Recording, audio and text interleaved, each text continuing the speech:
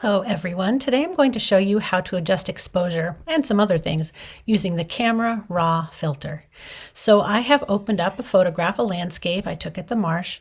It can really be any photograph for this tutorial. You might want to think about photo that has some dark areas and some light areas and some midtones. So sort of a generally decent exposure. All right, so this is where you'll find the Camera Raw filter. You'll go up to Filter and select Camera Raw filter. Now, Camera Raw refers to actually a setting in your camera, your DSLR, where it just grabs as much information as possible and doesn't run any kind of adjustments on it at all. So when you have your camera on that setting, it automatically will open up into a Camera Raw interface. But we can force Photoshop to get to that interface for all of our photos if we want it by going to that filter. And I love this because, as you can see on the right-hand side, there's a lot of wonderful controls that are really easy to use. And one of the main things is exposure that you'll see in this sort of area. And not only so, the exposure, the top one, is sort of this global exposure. Exposure is how much light or dark, how light and dark your photograph is, how much light the camera let in when it took the photo. But you can see if I drag it to the right, it's making it the whole photo light and the whole photo dark. All right.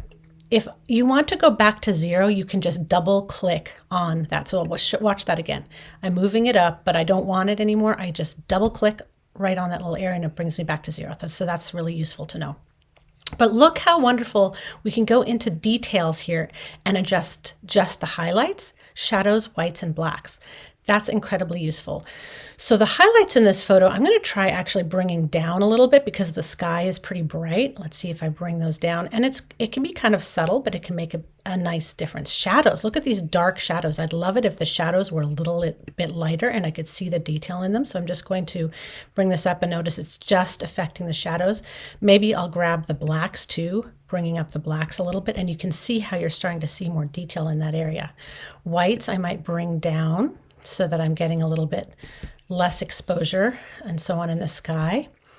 And let's just see, this little icon right down here will show you before and after. I don't know, I think maybe I want to up the exposure a little bit overall. And then look what we can get into here. I might want to add a little bit of vibrance. Vibrance is adding a little bit of color to the warms and the cool, just overall. Saturation is sort of the similar thing, but it's much more heavy-handed. Like you can really kind of go crazy with it. Vibrance is a little bit more subtle, which is nice. You can also bring out the clarity. Clarity is adding a little bit of contrast, and you can kind of see the texture a little better. Also, this was taken on a slightly hazy day.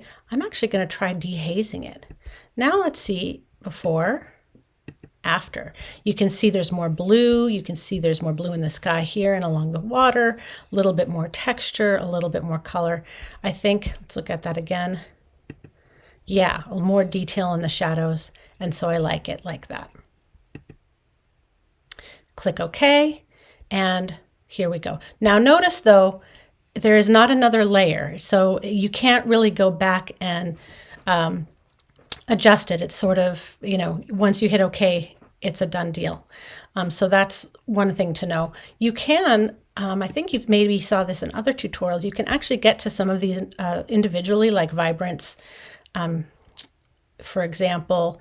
And that, if you do it this way through the adjustment layer icon, then you get these layers where you can go back and adjust and have a little bit more control over it. So you can also get to an exposure control with the adjustment layer icon, but it's not quite as good because if you look at it here, it's just a global exposure. I can make it all dark and all bright, but I can't control those shadows and highlights. And it's so much better through the Camera Raw filter to be able to do those very minute and precise adjustments.